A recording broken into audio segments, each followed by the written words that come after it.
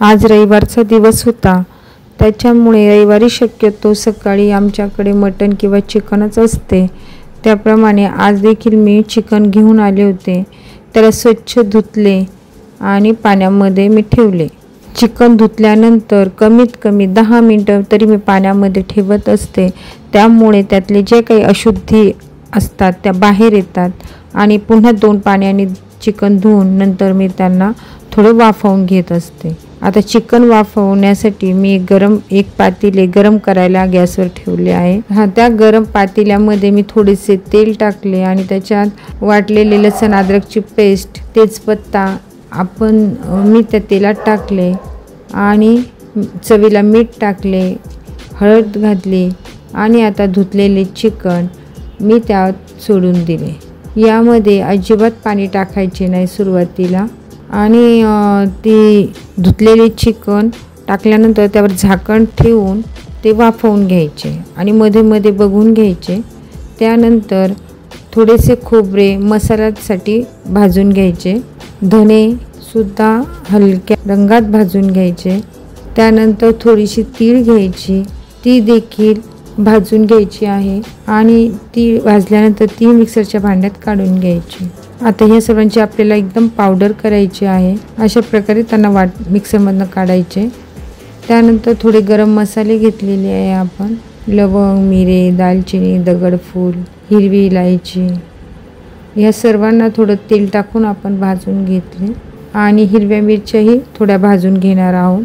त्याही थोड्या भाजल्या आणि त्यांना काढून घेतलं आणि 2-3 लाल सुकलेल्या मिरच्याही टाकलेल्या आहेत। त्याने भाजीला छान असा तिखटपणा येतो। आता आपण हे खोबरे जे आपण सर्व भाजून घेतले होते ते आता आपण मिक्सरमधून फिरवून घेतले, बारीक वाटून घ्यायचे।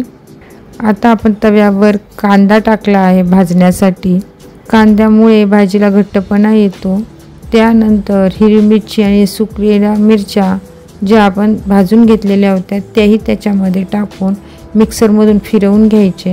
आता थोडा टोमॅटो टाकला। कांदा, टोमॅटो, हिरवी मिरची या सर्वांना मिक्सरमधून आता वाटून घ्यायचे। आता चिकनला फोडणी देण्यासाठी म्हणजेच आता हा मसाला फ्राय करण्यासाठी आपण कढईमध्ये तेल टाकले। तेल गरम झाल्यावर आपण कढीपत्ता टाकलेला आहे, तो तळल्यानंतर आपण हे वाटलेला मसाला सुद्धा त्याच्यामध्ये घातला आणि चांगल्या प्रकारे त्याला हलवून घेतले आहे। तो मसाला फ्राय झाल्यानंतर त्यात थोडेसे पाणी टाकून ते उकळून घ्यायचे। चांगला मसाला फ्राय झाल्यानंतर जे आपण खोबरं, धणे आणि तीळ वाटून ठेवलेली होती ते मिश्रण, तो मसाला देखील आपण ह्या भाजीत घालून घ्यायचा। या सर्वांना आपण चांगले फ्राय करून घ्यायचे आहे। त्यामध्ये थोडीशी वाटलेली कोथिंबीर टाकली, सर्वांना चांगलं मिक्स करून घ्यायचं आणि थोडेसे कोमट पाणी मिक्सरच्या भांड्यात टाकून घ्यायचे आणि हलवून यामध्ये सोडून द्यायचे। हळूहळू हे वाफवलेले चिकन त्याच्यामध्ये टाकून घ्यायचे।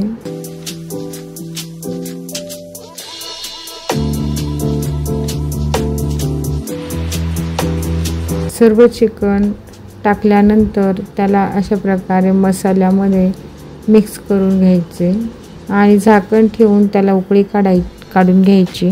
बघा कशी आपली चिकनची भाजी सुंदर दिसते आणि वरून कापलेली कोथिंबीर टाकून मसाला चिकन तयार झालेला आहे। एकदम छान लागते। अशा प्रकारची चिकनची भाजी करून बघा आणि जेवणाचा आनंद घ्या।